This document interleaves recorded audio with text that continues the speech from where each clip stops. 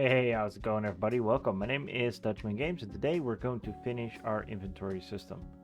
So I've done some work on this. Like I said in the other one, in the previous part, I'm going to actually make all of this by myself, but in the exact way as I explained it in the previous video. So just to go over it really quick, as you can see, we get all the item slots here. And this is the system that turns the brushes into the right item once you find it. And then there is, based on which inventory slot there are 6 of these, 1, 2, 3, 4, 5, 6 for each inventory slot that changes the brushes based on what the item is in said slot. And then now I'm working on the usage. So when we click on the button of inventory 1, we want to get the value. So first we're going to set it to 0 because we want this inventory slot to empty after we use it. And then in here, it will do something based on what it is. And we skip the first one, the 0, because that's empty. That doesn't do anything. So now what we have is we have uh, 12 options of items because my game has 12 items, right? Because we only have 12 set in these. You can add as many as you want, but I have 12. And then based on those 12 items, something will happen. I already wrote down what will happen, and actually I collapsed this into a function. So I'll show you how to do that. So let's say you want to create a function. So then you have the create the widget. So in this case, you can create whatever widget you want. And then let's say it's to viewport, and then something happens after this, like something happens, right? Like it can be as long as you want it to be. Select it all, right click, collapse the function, and then it becomes a little function. And then you can see it right here. And as you open it, it will do those things in here. This is an easy way of keeping it a little cleaner. So for example, these functions are a notification for item usage. So in this case, once we use the item, it will make a notification. It will get the notification value, or it will get the notification, and then it will remove all the notifications from parent of this class, because we want it to not override each other, right, in the HUD. And then we create a notification widget. Then we get the target text. We set the text, and we add it to the viewport.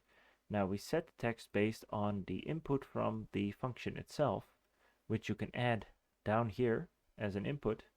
And then based on that, oh, my bad. And then based on what we fill in here, it will show what this item will do. So these are all the notifications. And now we're going to make the game do something when you actually drink a healing potion.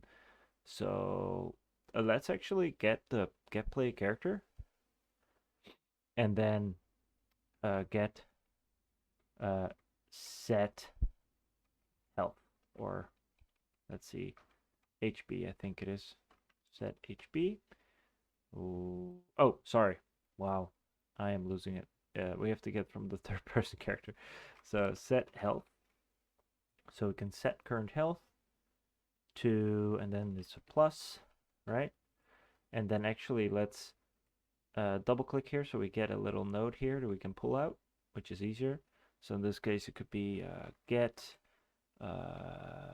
current health, and then put that in the top one. And then from there, we will say this lesser healing potion will heal 50 health, right? That's the lesser healing potion.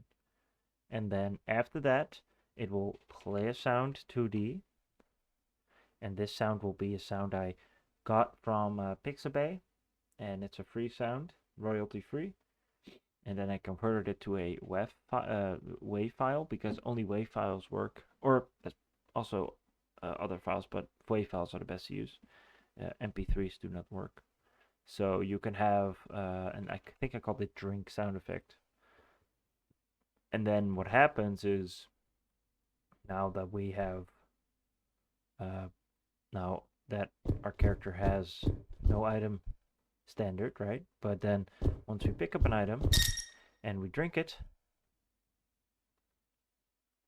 we should hear that noise. And I think we don't hear it because we paused our game, which is not ideal.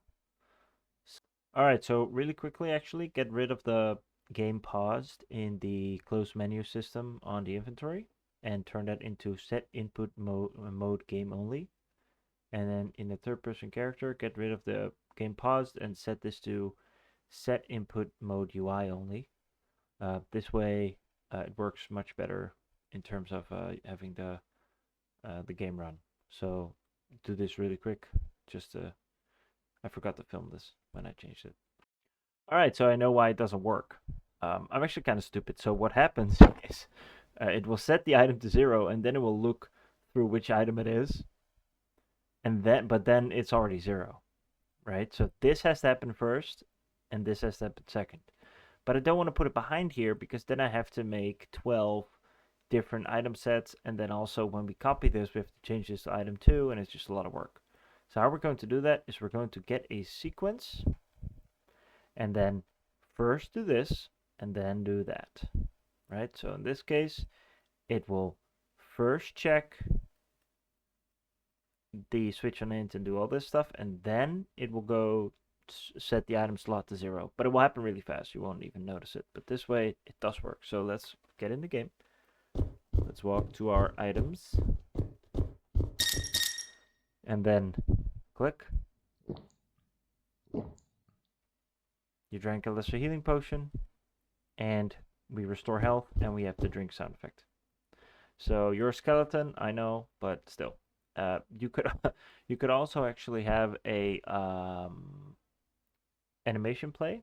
So let's say it like does a like drink animation or whatever. I'm not going to add that in our game for now, but if you want to do that, all you have to do is go to the third person character, make a new boolean for like is drinking or is using potion, and then grab it from here and then set it after this and then unset it later. So maybe with a delay of 1 second or something, because that way you can actually have an animation play and then that will look pretty cool as well. So yeah, this is basically how this works. It's really not that complicated. It's just adding some things to the to whenever the item is used. In this case, you can make this as crazy as you want. For example, this is a bigger healing potion. So in this case, we're just going to plug it in, and we're going to say this one heals 150 health. And then you drink a healing potion. And then that way, we'll just keep on doing this. And you can do this as long as you want. So for example, in this case, we can say for the mana potion, all right, we say get current mana. And then we can say set current mana. And then we can just plus, and then 50 mana, put it in there, put this in there, and then again a drink sound effect. And you can also make all these functions. That's maybe a little crazy. We get a lot of functions that way, but you could do it. And so let's actually get a mana potion now and see if it works, right? So let's grab this item and say item 3, right? Because and then we can change this to you picked up a lesser mana potion, just to make sure, so that everything works. And we'll walk over here and we'll say, hey, mana potion. We'll grab it. You picked up a lesser mana potion. There it is. And then let's use a ability. And maybe let's use it one more time, the healing ability. And then we click and we get our mana back. That's that. And it won't go past our max mana. So yeah, you can just add all these in. I'm not going to bore you guys with all these filling in of all these values because it is a lot of work. But once all these are filled in, you will have a working inventory system that you can just use all your items. And yeah, so for the speed potion, this is speed potion. You can just take the the speed and change it to 600 and change it back, and you can do all that stuff. So these are all different values. I'm going to make all of these, and then I'm going to have to copy them all 6 times for all those 6 different slots. And the only thing you have to change are these 2 values. So you have to change the item slot to 2 and the set item slot to 2 to 0, because it has to become 0 after. And once you've done that, you have essentially finished an inventory system that works. You can pick up stuff and you can use your items. There's only one thing, and that is that once your inventory is full, you have to use items, otherwise you can't pick up new stuff. Which isn't a big issue, but let's say you have quest items, or maybe you have a amulet that gives you mana regeneration or something like that that you can't use, then that's going to be more difficult. But we're going to look at that in the future, how we're going to solve those problems. For now, I hope you guys enjoyed this episode. I hope this wasn't too complex. I hope it is a easy to understand system that you can implement in your game and make as crazy as possible. Um, and yeah, that's basically it. Hope you guys enjoyed, and see you guys in the next one. Cheers.